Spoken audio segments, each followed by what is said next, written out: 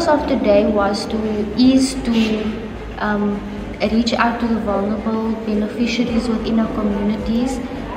Any donations of clothing from babies up until adults are more than welcome. You can drop it off at Tsansabani Women Community Center at the Buchoko Old Clinic. Gemeenskap van die Breë Bosmasburg.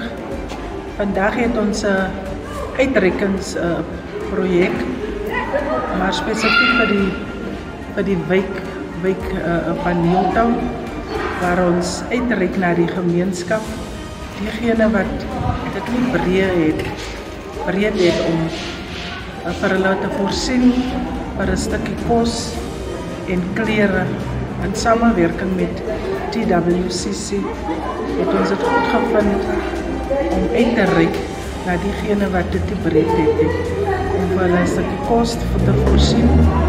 Op die 29ste April het ons 'n gemeenskapsvergadering gehad en daar was die noodroep van ouers, gemeenskapslede, waar hulle genoem het dat poverty speel 'n groot uitdaging binne in die gemeenskap.